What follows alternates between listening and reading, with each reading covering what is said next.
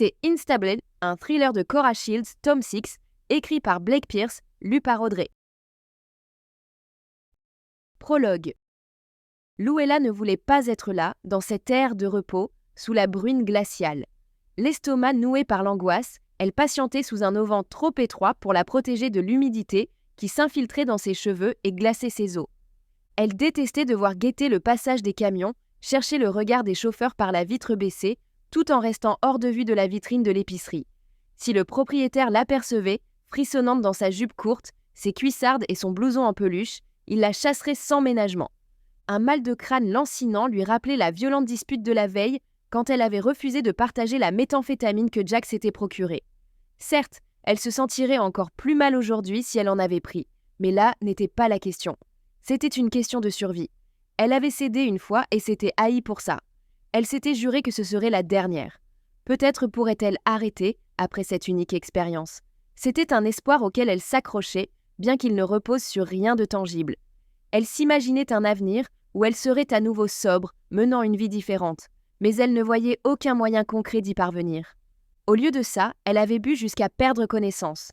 C'était sans doute la raison de sa migraine, ou peut-être était-ce dû au hurlement de Jack ce matin-là, lui disant qu'il ne pouvait plus subvenir à ses besoins, qu'elle devait se débrouiller seule parce que sa vue se détériorait et qu'elle avait une dette envers lui. C'était elle qui l'avait rendue malade la semaine précédente en ramenant un mauvais lot de drogue. Toute cette violence n'avait aucun sens et elle savait qu'elle devait le quitter, mais elle ne pensait pas mériter mieux. Qui l'embaucherait maintenant? Qui voudrait d'elle dans cet état? Il suffisait de la regarder. 1 an plus tôt, elle avait été élue reine du bal de promo dans son lycée de l'Ohio. Elle avait décroché 2 prix d'excellence en anglais et en mathématiques, sans pour autant être majeure de sa promotion. Elle s'attendait à entrer à l'université, probablement pour étudier les lettres, ou peut-être la psychologie. Et puis, la vie avait tout bouleversé. Paf! Sa mère tuée dans un accident de voiture. Paf!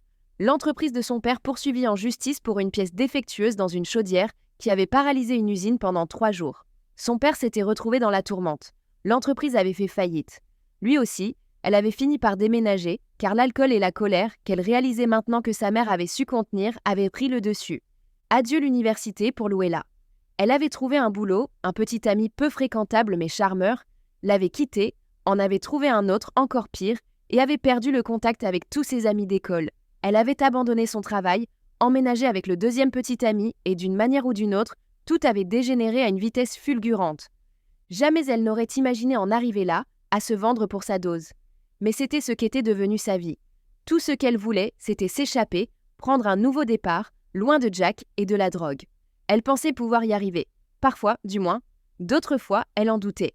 Alors qu'elle était perdue dans ses pensées, un coup de klaxon la fit sursauter. Elle leva les yeux pour voir un gros camion s'arrêter devant elle. La vitre du côté conducteur s'abaissa, révélant un homme d'âge mûr à la barbe fournie et au visage joufflu. Il la dévisagea d'une façon qui lui fit comprendre qu'il savait exactement qui elle était et ce qu'elle faisait là. Elle ne connaissait que trop bien ce regard. Cela ne faisait que quelques semaines que sa vie avait basculé à ce point, mais il ne lui avait pas fallu longtemps pour comprendre ce que cela signifiait. La façon dont ses yeux scrutèrent son corps la faisait se sentir exposée, vulnérable et totalement impuissante. Ce n'était pas la première fois qu'on la regardait ainsi, mais cela n'en était pas moins troublant. Elle savait qu'elle n'avait pas d'autre choix. Enfin, elle en avait un, mais les décisions à prendre pour s'en sortir lui semblaient insurmontables. Trop impossible. C'était un défi pour plus tard, trop écrasant pour l'instant. Mais l'idée de monter à nouveau dans le camion d'un inconnu lui retournait l'estomac. « Eh ma jolie, viens par ici !» lança-t-il. Un sourire entendu flottait sur ses lèvres charnues. Elle ne voulait pas s'approcher de lui, mais la perspective de la colère de Jack l'effrayait davantage. Il ne l'avait pas encore frappée au visage, parce qu'elle avait accepté de sortir et de faire ça. Si elle revenait les mains vides, elle savait qu'il la rouerait de coups. Et c'était lui qui l'avait déposée ici. Elle n'avait pas un sou. Elle était transie de froid et n'avait que son téléphone pour l'appeler quand elle aurait fini. À contre-cœur, comme si elle marchait dans de la mélasse, elle s'est approchée du camionneur. Au fur et à mesure qu'elle avançait, le regard de l'homme s'est à nouveau posé sur elle, la faisant se sentir encore plus vulnérable. Elle tenta d'ignorer ses yeux qui la scrutaient, en vain. Elle avait l'impression d'être un morceau de viande examiné par un boucher, et cela lui donnait la chair de poule. La portière côté passager s'est ouverte et elle est montée. Une voix intérieure lui soufflait de ne pas la refermer, de ne pas s'enfermer avec lui avant d'être certaine que tout irait bien. « Alors, on cherche à s'amuser, toi aussi ?» Sois enthousiaste. Joue le jeu. Reviens avec de l'argent ou ne reviens pas du tout. La voix dans sa tête l'a poussée à continuer, bien qu'elle se sentît maintenant dégoûtée d'elle-même et de ses actes. Oui, je cherche juste à passer du bon temps. Elle sourit. C'est combien? Elle lui annonça son tarif. Le camion vibrait sous elle, le moteur tournant au ralenti pendant qu'il parlait. Écoute-moi ça. Sa voix était devenue prédatrice. J'ajoute 20 $, mais voilà le deal. Tu viens avec moi. Il y a une aire de repos un peu plus loin. J'ai des potes qui m'attendent là-bas. Ce sera même pas 3 pour le prix d'un, vu que tu te feras plus de fric. Qu'est-ce que t'en dis? T'es partante pour t'éclater avec nous? Il lui sourit, dévoilant des dents jaunies dans son visage bouffi. Et voyant son expression, il appuya sur l'accélérateur. Il n'attendait ni sa réponse, ni même qu'elle ferme la portière. Pour lui, l'affaire était conclue et il quittait déjà l'aire de repos, l'entraînant dans un scénario si horrible qu'elle sut, instantanément, qu'une ligne avait été franchie. Il était temps d'arrêter les frais. « Non !» hurla-t-elle. Elle se tourna vers la portière ouverte et s'y précipita, horrifiée par la vitesse à laquelle le bitume défilait déjà sous ses yeux et par la distance qui la séparait du sol. Pas le temps de réfléchir. Il l'attrapait par derrière, sa main agrippant sa veste, glissant sur le tissu pelucheux, et soudain, elle était dehors, s'écrasant sur la surface dure, s'étalant à 4 pattes, son sac à main atterrissant à côté d'elle et éclatant tandis que le camion s'éloignait en trombe. Elle haletait, sa peau écorchée et saignante, les yeux noyés de larmes. Elle avait failli devenir quelque chose à laquelle elle ne voulait même pas penser, qu'elle ne pouvait supporter d'imaginer. Elle ne pouvait plus continuer ainsi. C'était fini. Plus jamais. Cette expérience lui avait servi de leçon. Elle avait l'impression d'avoir touché le fond. Elle ignorait qu'il y en avait un, mais maintenant, elle le sentait sous elle. Et étonnamment, cela lui donna enfin le courage dont elle avait besoin pour se relever.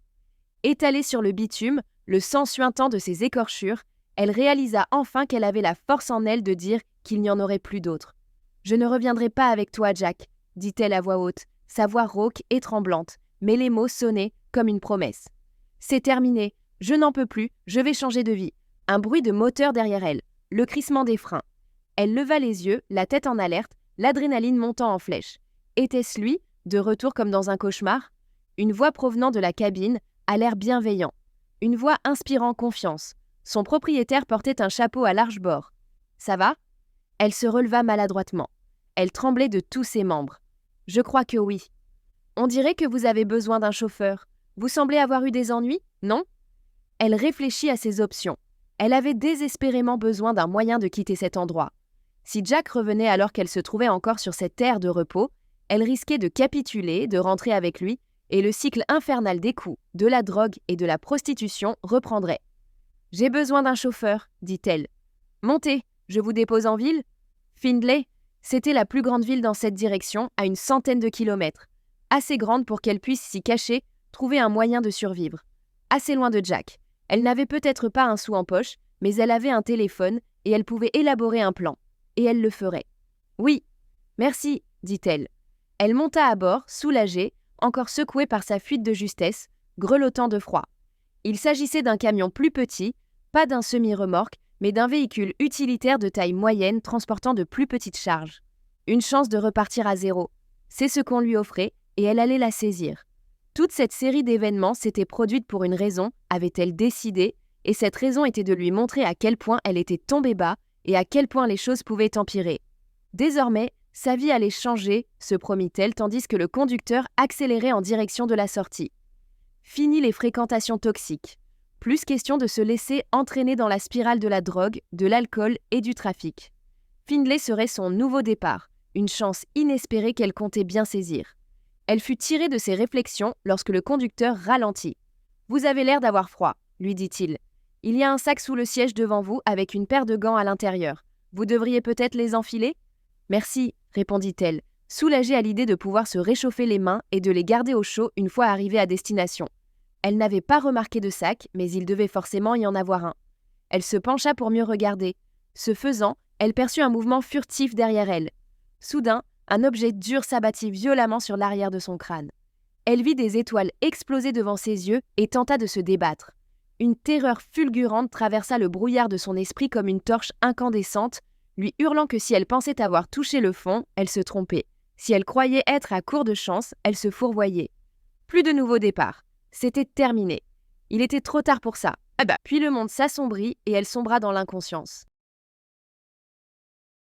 Chapitre 1er. Enfin, elle l'avait retrouvé. L'épuisement et la détermination se livraient, bataille en Cora Shields, tandis qu'elle gravissait le sentier rocailleux. Elle avait choisi d'aborder la montagne par l'arrière. Un chemin moins escarpé existait sur le versant opposé, mais elle ne s'en souciait guère. Seul l'effet de surprise comptait. Elle n'avait pas fait tout ce chemin pour le voir s'échapper ou se terrer. Protégeant ses yeux gris du soleil matinal, elle scruta le tracé du sentier. Il contournait un buisson avant de grimper une paroi abrupte. Mais en s'agrippant à la branche d'un arbre qui s'accrochait désespérément à la pente, elle pourrait franchir l'obstacle. Une casquette sombre dissimulait sa chevelure auburn. La partie non rasée de sa coiffure était tirée en arrière et fermement maintenue sous la visière. Elle saisit la branche à pleine main et se hissa, la sueur rendant sa prise glissante. Bien que petite, son corps compact était robuste. Les tatouages sur ses bras ressortèrent dans l'éclat du soleil. Le serpent semblait onduler au gré de ses contractions musculaires. Cobra, son surnom du temps des Navy Seals. Et comme un cobra, elle était venue pour frapper, résolue à atteindre son but. Le père de Gabriel Finch. Buddy Finch, comme on l'appelait familièrement, un nom qu'elle avait presque oublié. C'était ici qu'il se terrait, dans ce coin reculé. Les coordonnées lui avaient indiqué le chemin. La mère de Gabriel les lui avait données et lui les avait transmises à Cora. Elle soupçonnait cet ancien entraîneur louche, renié même par la famille de Gabe, d'avoir enlevé sa sœur. Comment pouvait-on tomber si bas, au point d'échanger des messages avec la petite amie de son fils, comme pour la lui dérober? Gabe aimait Rose depuis quelques années. Cora, elle, l'aimait depuis toujours. Sa disparition avait brisé la famille de Cora. Elle était déterminée à la retrouver, à surmonter la douleur, à rester concentrée, à ne pas abandonner. Elle ne lâcherait rien.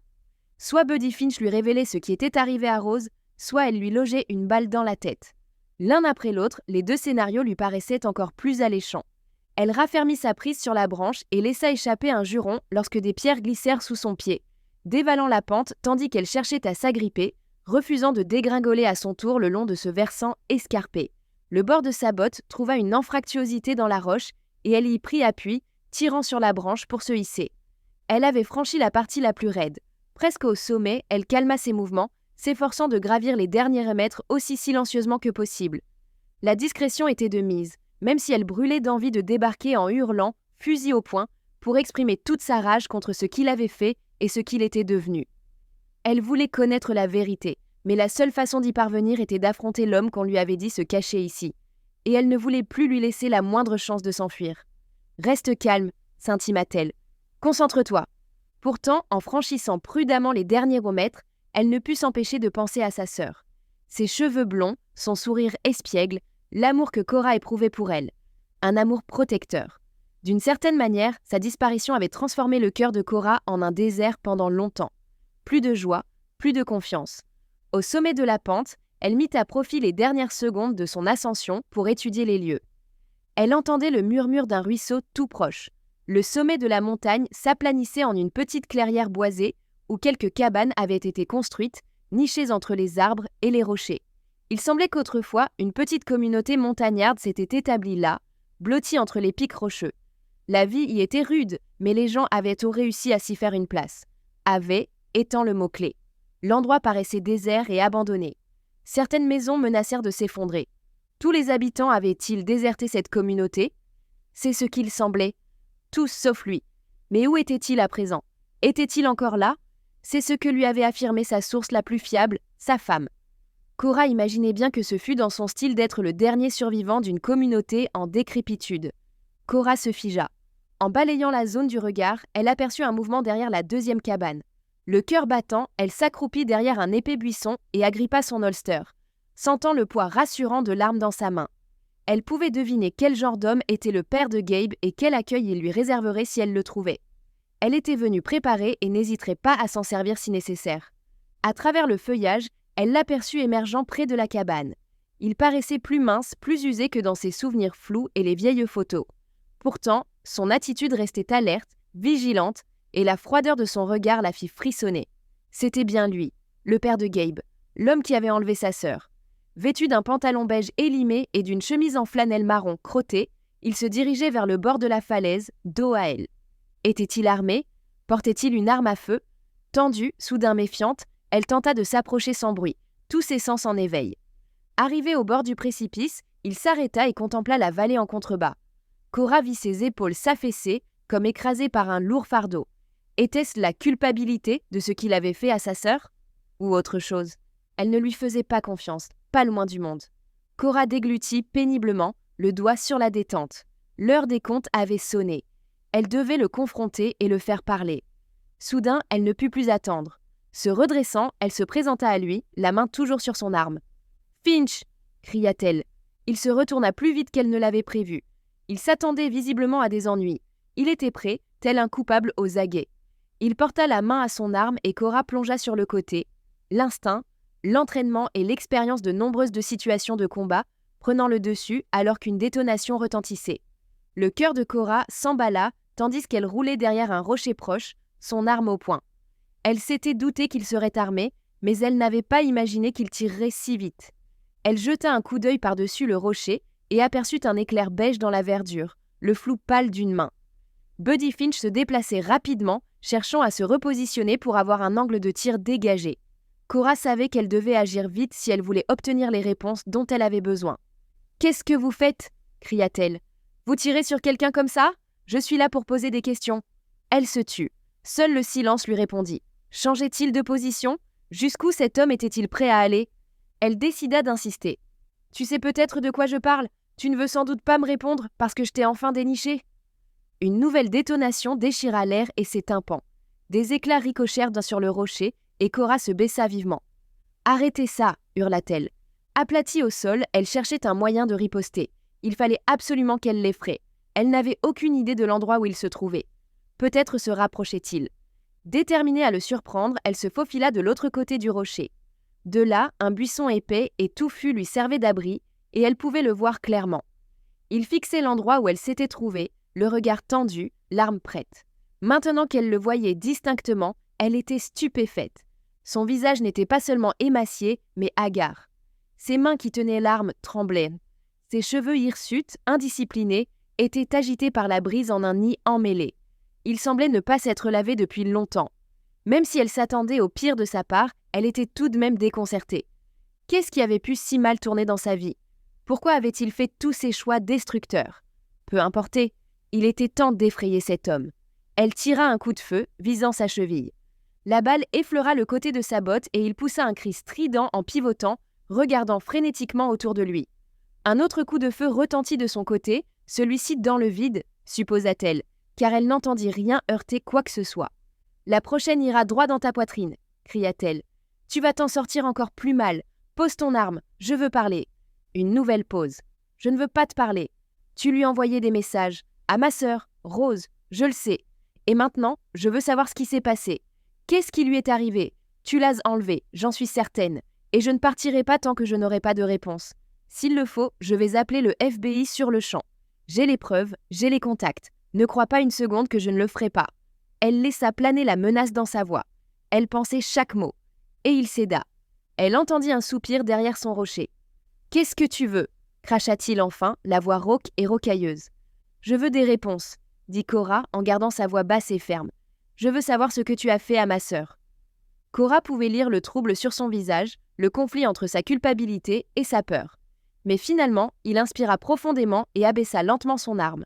Dissimulée derrière l'épée sous-bois, Cora ne le quittait pas des yeux, juste au cas où. « Elle était avec moi », dit-il finalement, sa voix dépassant à peine un murmure.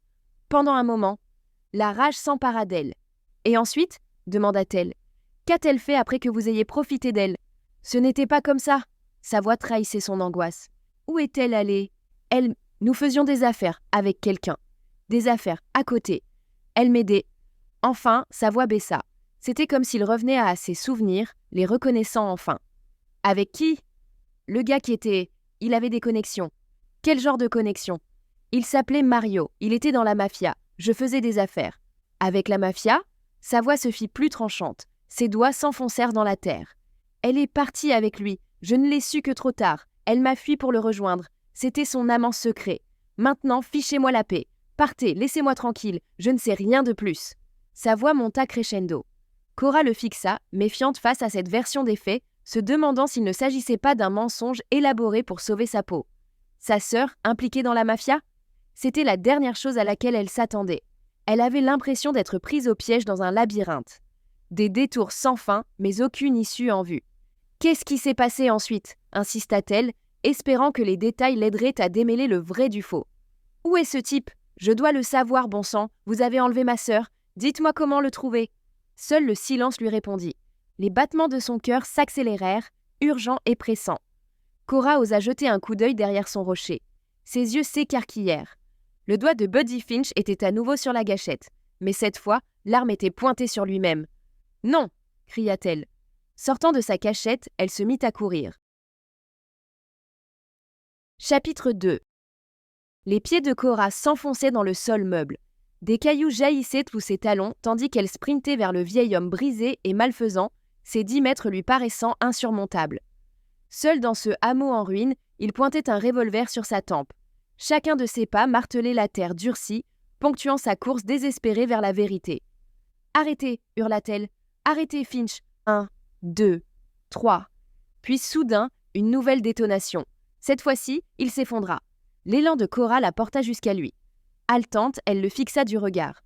Le sang s'écoulait de sa blessure à la tête, maculant le sol. Elle s'écroula à genoux à ses côtés, les yeux écarquillés par l'effroi et l'horreur. Elle n'arrivait pas à croire ce qu'elle venait de voir. Était-ce vraiment la fin de l'homme qui détenait la clé de la disparition de sa sœur ? « Buddy Finch !» murmura-t-elle d'une voix tremblante. « Pourquoi avoir fait ça ? Pourquoi vous être tiré dessus ?» Les doigts tremblants, Cora chercha son pouls. Rien.